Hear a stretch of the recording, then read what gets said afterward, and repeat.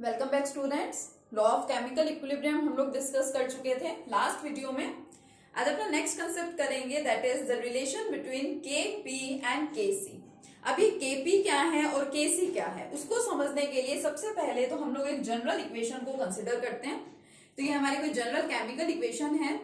Suppose हमें इसके लिए इक्विलिब्रियम कांस्टेंट की वैल्यू लिखनी है, तो हमने लास्ट लेक्चर में सीखा था equilibrium constant which is represented by capital के is equal to the concentration of products divided by concentration of the reactants raised to the power equal to their stoichiometric coefficients। यही हम लोगों ने सीखा था।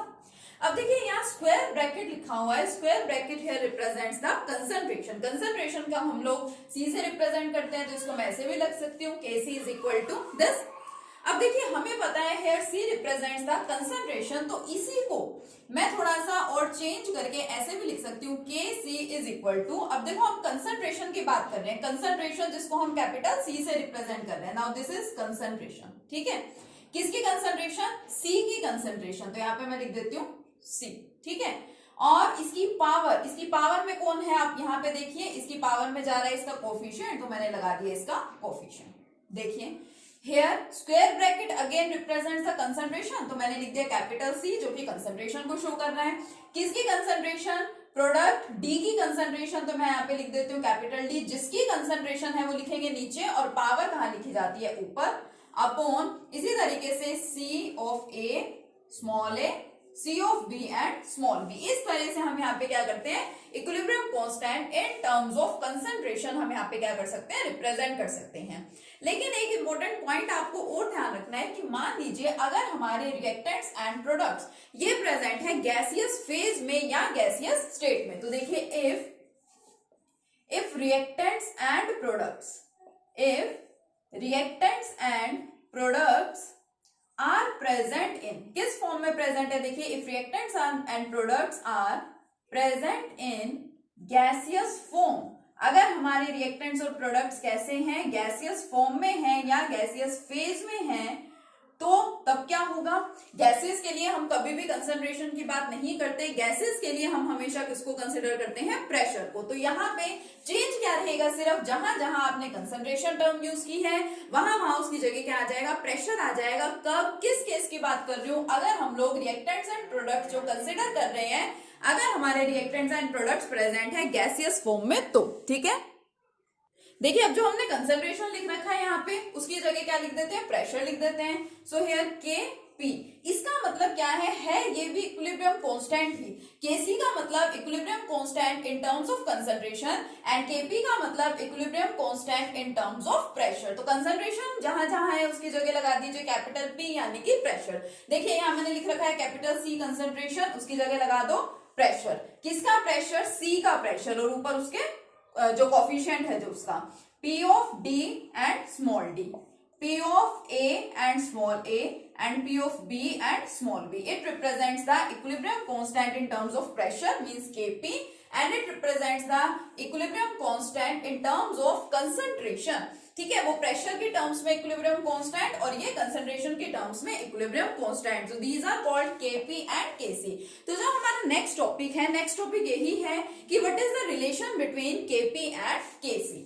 ठीक है, नेक्स्ट जो हम लोगों को कंसिडर करना है, टॉपिक जो हम लोगों को डिस्कस करना है, that is the relation between KP and KC. अब आप लोगों ने सीख लिया कि केपी होता क्या है और केसी होता क्या है। अब नेक्स्ट टॉपिक जो कि हमारा काफी इंपॉर्टेंट है, एग्जाम में बहुत बार पूछा जाता है और इससे रिलेटेड न्यूमेरिकल्स भी होते हैं।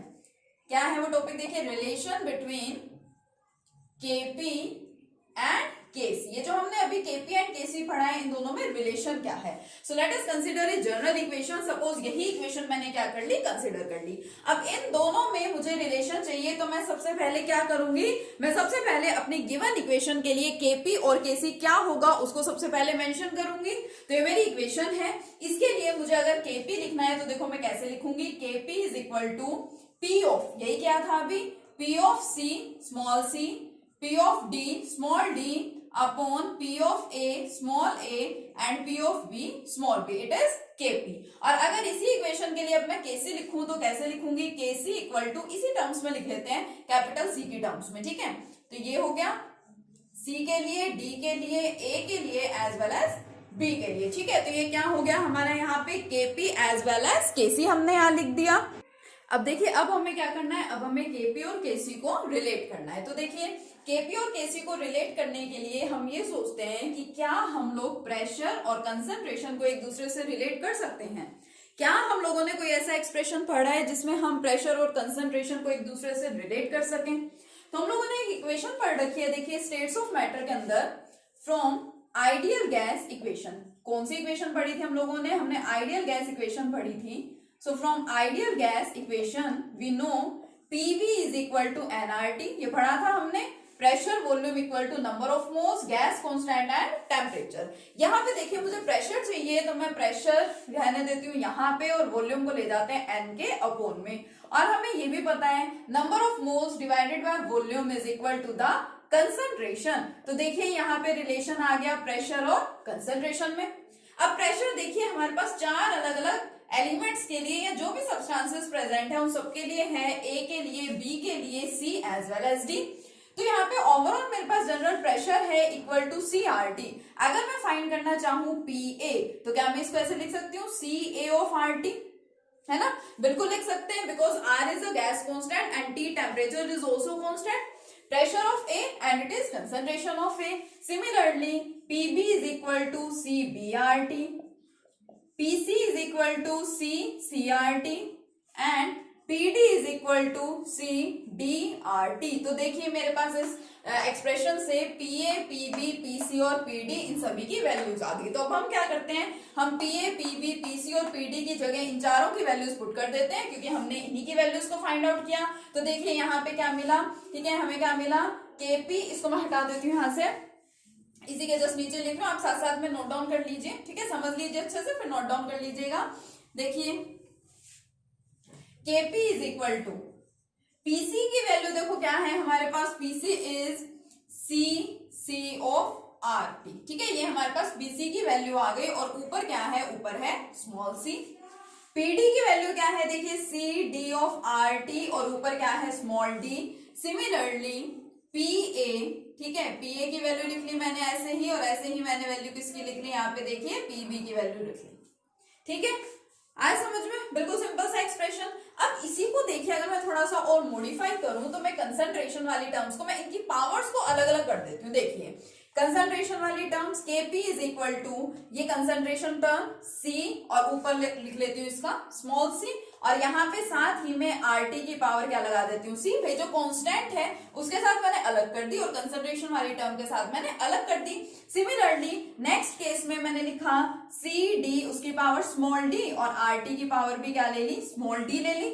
ऐसे ही इन दोनों में भी करते हैं, CA स्मॉल a, RT की power small a and here CB small b और RT की पावर क्या हो गई, स्मॉल b हो गई। ठीक है, मैंने पावर्स को इन दोनों टर्म्स में अलग अलग से लिख लिया, पहले कंसंट्रेशन टर्म्स में भी लिख लिया और साथ ही में जो कांस्टेंट्स थे मैंने वहां पे भी लिख लिया। अब देखो अब हम इनके अंदर और क्या क्या मॉडिफिकेशंस कर सकते हैं, आपको जस्ट वो मॉडिफिकेशंस कर करके लिखने होंगे।